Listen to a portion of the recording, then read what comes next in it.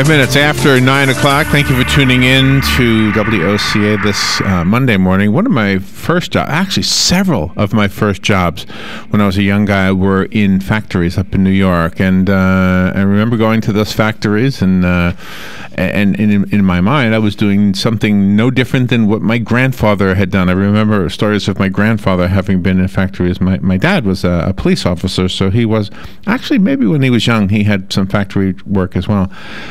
I went back to New York, to that neighborhood, maybe 10 years ago now, and that factory wasn't even there. Not only was it moved out, the building, the whole thing was gone. I have no idea if it moved overseas or not, but you don't have to be rocket science to know that we've had a lot of factories that have moved offshore, and it is one of those things that when you hear elected officials arguing about why that happened, they have different opinions as to why it happened. Why do factories move overseas or offshore or to Mexico or somewhere else? Harry Moser is on the phone. He would know more about this than I ever will. He has studied it. He might even know where that factory moved to that I used to work at. Harry is the founder of the Reshoring Initiative. He's the chairman emeritus of, I don't know how to say this, Charmills Technologies Corporation, which is now GF Machining Solutions. He's a leading industry spokesman for reshoring and sits on the board of the National Institute of Metalworking Skills. He's talking to us about the importance of accelerating reshoring. I couldn't agree more. And removing obstacles like the mine permitting process that are holding back U.S. economic growth. This sounds like a really great topic. I'm so glad we have somebody knowledgeable to talk to us about it. Harry Moser, good morning, sir. Good morning. It's great to be here. Could I tell you my story that's sort of like your story? Yeah. Okay, so I grew up in Elizabeth, New Jersey, not too far away from where you're talking about, just across the river. And the biggest thing in town was Singer sewing machine. In its day, the building there was the largest building in the world, and my grandfather was a foreman. My dad ran about a third of the factory. I worked there summers in high school and college, and it was dominant. It was the company in its field in the world, and I went past 10 years ago, and the whole thing's gone. Wow. The whole thing, all of the production is done offshore. And I drove past then, and I cried for what my family had lost, the city, the state, the country, and that was the motivation for starting the Reshoring Initiative. Wow. So to reverse that and bring some of those jobs back. So the political element of this is that there are those who say that we have to tax corporations more, and the other side says, well, wait a minute, that's going to make them move offshore some more. What are your thoughts on the reasons for the moving, for the outsourcing and all that? The reason for the offshoring, primary reason was lower wage rates.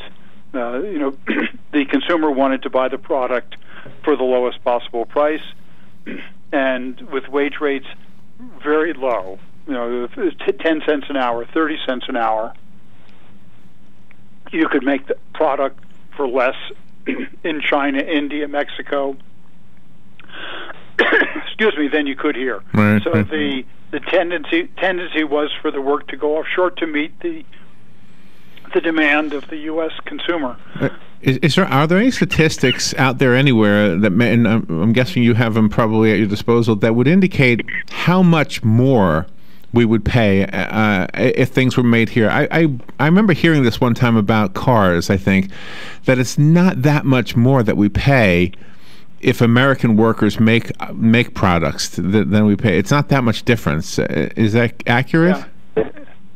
Let me dissect that a little bit. There's the manufacturing cost, which today is probably on the average 25% higher in the United States than it would be in China for many things, for a television set, a radio, a T-shirt, a broad variety of things, probably 25% higher. And then there's what the retail price would be. So if you make it here for 100, you make it there for 75.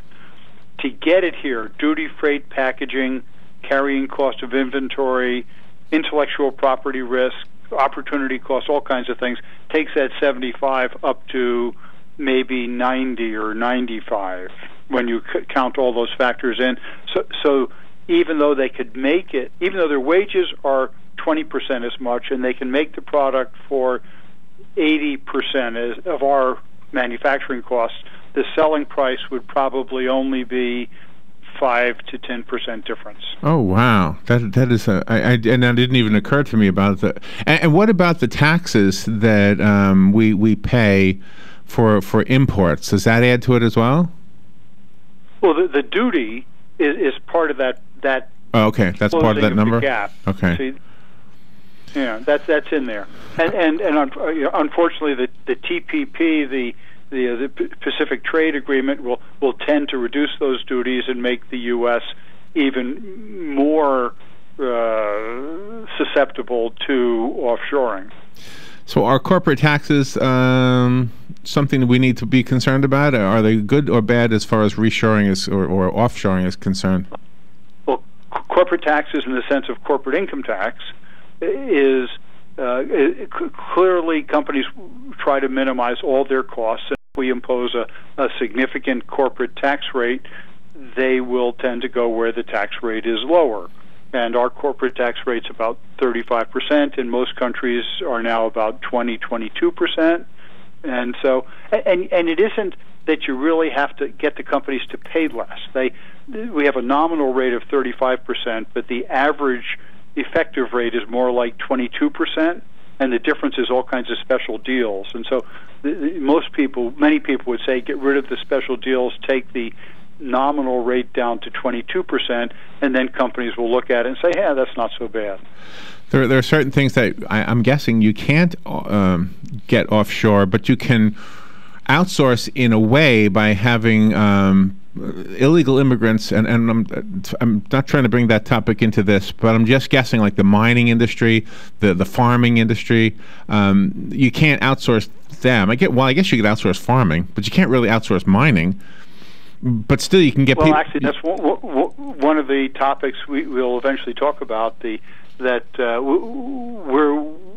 cooperate with the National Mining Association, and we'd like to see more mining done in the United States.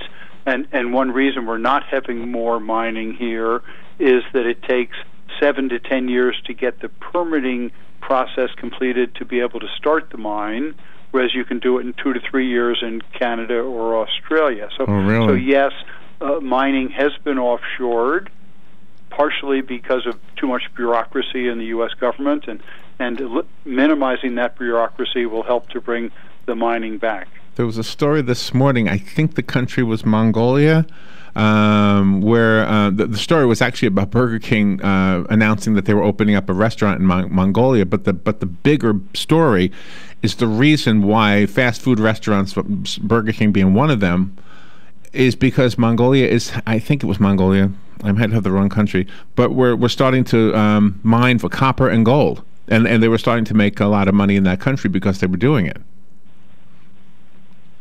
Yeah, overall, in the developing countries, wages have been going up rapidly for reasons such as you described. So in China, for example, which is where most of the offshoring has gone, wages have been going up at 15 to 20% per year for the last 15 years. So they've gone from almost nothing to something, to maybe a fourth or a fifth of the U.S. level, and that has closed that manufacturing cost gap to the point where when you look at all these other costs that the companies historically ignored, when they look at what we call total cost of ownership, it now makes sense to bring some of the work back. Where are you right now?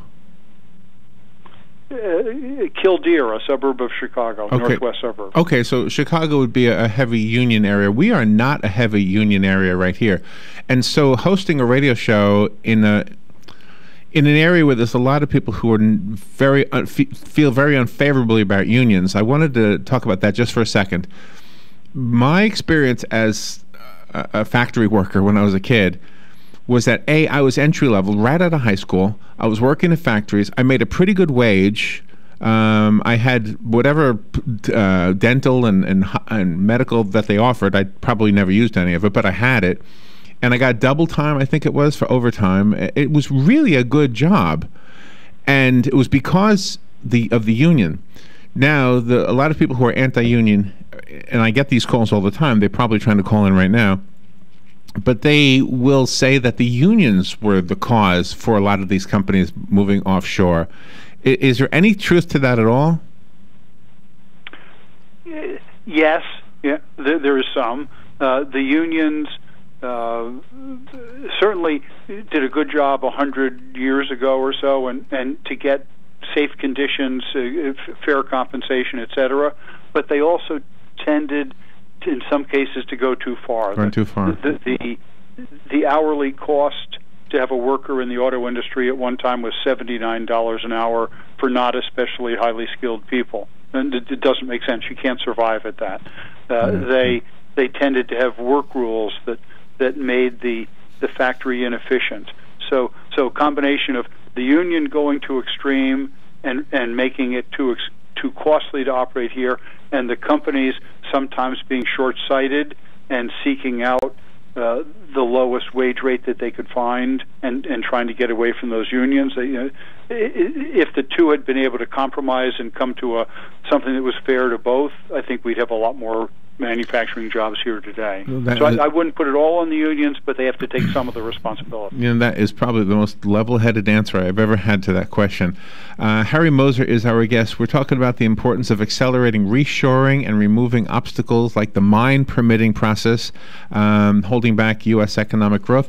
Let's take a little break. If you're trying to call in, by the way, I won't be able to get your call. We're having a phone line problem, so Harry is on the line that the listeners normally use, which means I can't take calls from listeners this morning until we get that fixed. We might get it fixed for other interviews this morning, but right now during this interview I won't be able to take your calls. However, you can text us if you want on Facebook, etc. We'll figure something out, but we'll take a little break and be right back. This is WOCA. The weather is brought to you by myfwc.com. Safe boating is no accident. For today, intervals of cloud and sunshine. There can be a shower or two along the coast, the high 82 to 86. Mostly cloudy tonight, a late night shower in spots along the coast, the low 69 to 73. Clouds and some sun tomorrow with a shower near the coast, the high 83 to 87. On Wednesday, times of clouds and sun and warm with a couple of showers and a thunderstorm, the high 84 to 88. From the Florida Weather Center, I'm meteorologist Joe Lundberg. Many of us are thinking about continued education for better job opportunities, and here is the place to learn. Is available to you right in your own backyard. On Wednesday, October 28th at 10:05 a.m., Webster University, the College of Central Florida, St. Leo University, and the University of Central Florida will be our guests to let you know about the programs they offer. So be sure to tune in AM Ocala Live on WDA The Source at 10:05 a.m. on October 28th to learn what education opportunities are available to you. One of the most common questions those nearing retirement are asking: will I outlive my money? Retirement questions like these and many more will be answered every Saturday morning at 9 a.m. on Planning for a Better and Safer Retirement with hosts Francois and Julian Pozenet. Francois and Julian will help you put your retirement puzzle together. Catch Planning for a Better and Safer Retirement Saturdays at 9 a.m. on Ocala's News Talk, The Source 96.3 FM and 1370 AM. Career Source Citrus Levy Marion brings together business and community partners, economic development leaders, and educational providers to connect employers with qualified, skilled talent and job seekers with employment and career development opportunities. Tune in the first and third Wednesday of each month at 9:30 a.m. to Career Source Citrus Levy Marion and learn how they can help you.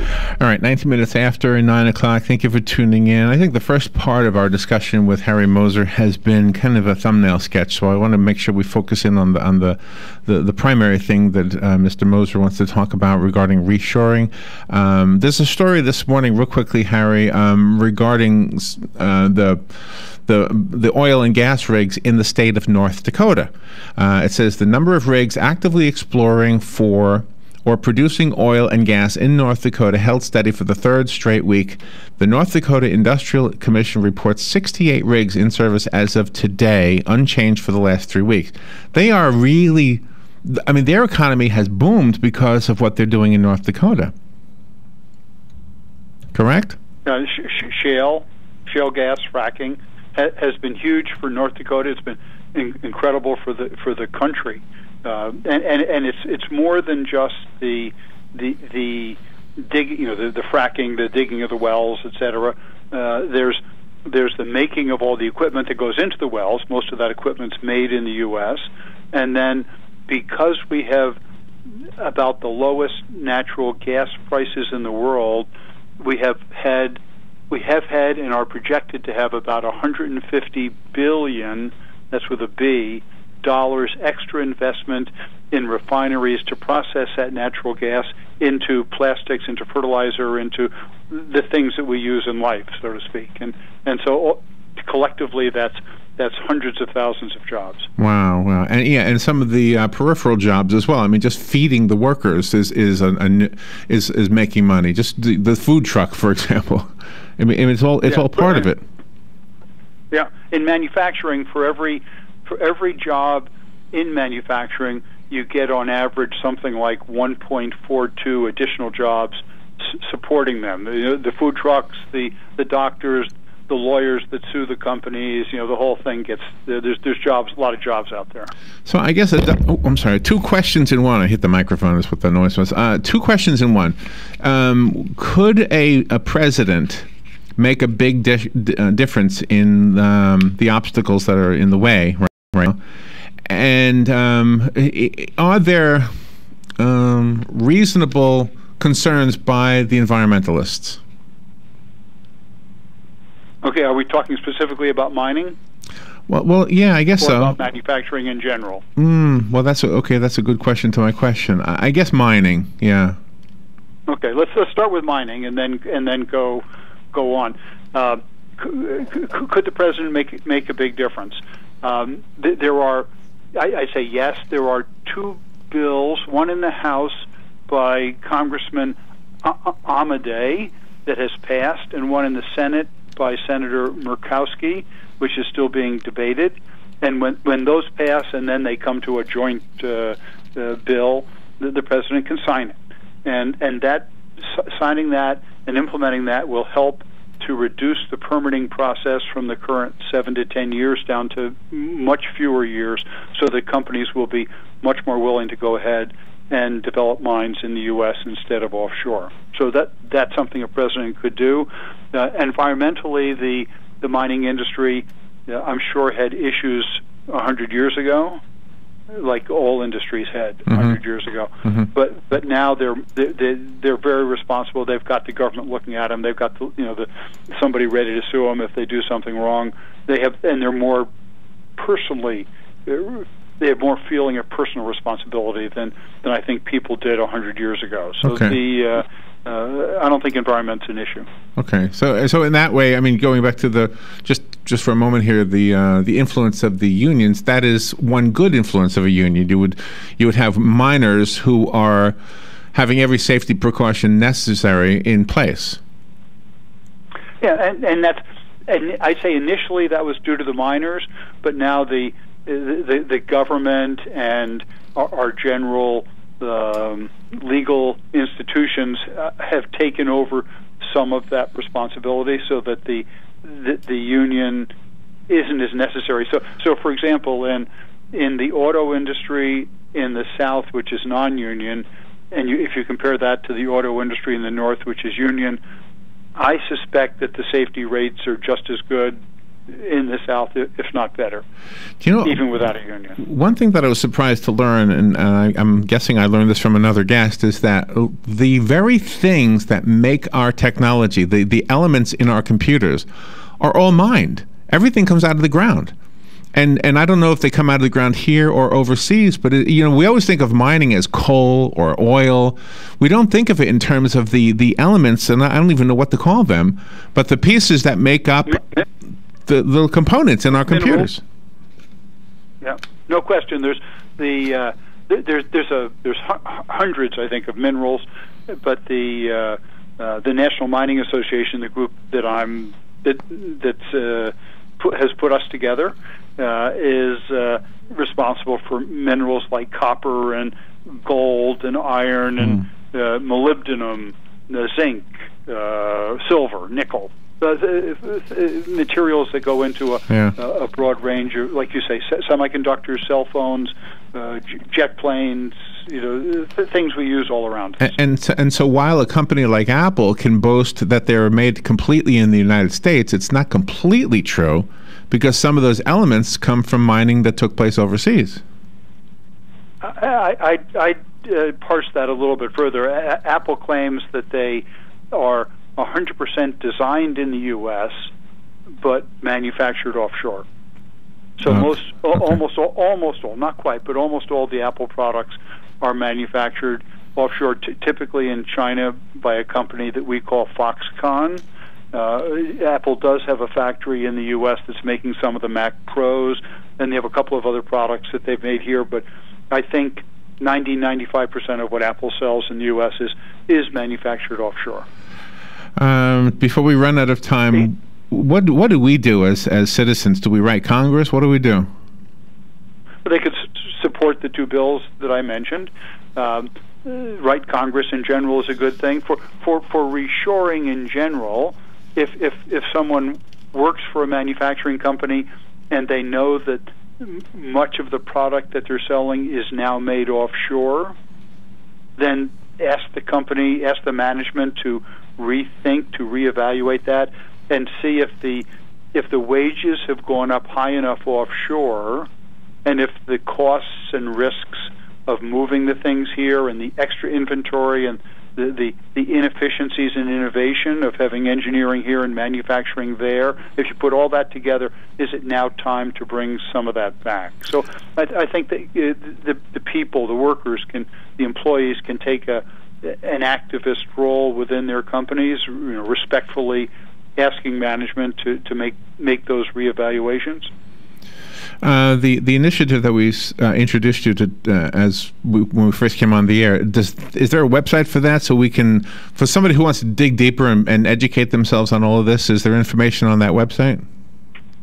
Thanks for asking. So the Reshoring initiative is reshorenow.org, and at that site they'll find the total cost of ownership estimator, which is a free software for doing that reevaluation that I described. And then for mining, it's mineralsmakelife.org. Okay, and more so than we even realize, isn't that true? Mineralsmakelife.org and reshorenow.org, both good websites if you want to educate yourself on this topic and get the information you need to share it with other people. We also are recording this interview, of course, and this will be on our WOCA Facebook page and WOCA YouTube channel by 2 o'clock this afternoon, so you'll be able to share it with others. It's an important topic. I mean, that factory you worked in New Jersey, the Singer sewing machine factory, gone. What is it now, a field? A big empty field? No, it's a building, and they've got boutique little things, companies of some kind, warehouses, all kinds of things. So, some of it's gone, some of it's done boutique, but the thousands of workers, the buying of all kinds of material and machines from local companies, that's largely gone. So I'm guessing Singer is in China? It's probably all over the world. All over, everywhere. The company came to hard times. I think it got purchased a couple of times. I'm not an expert on what happened. All I know is that the main factory is gone. Yeah. Harry, thank you for this interview and for keeping us up to date on to what we need to know as voters, because these are the things we should be asking our politicians about. People running for office. Harry, thank you so much. Thanks for having me on. I appreciate it. All right, good information. We'll be right back.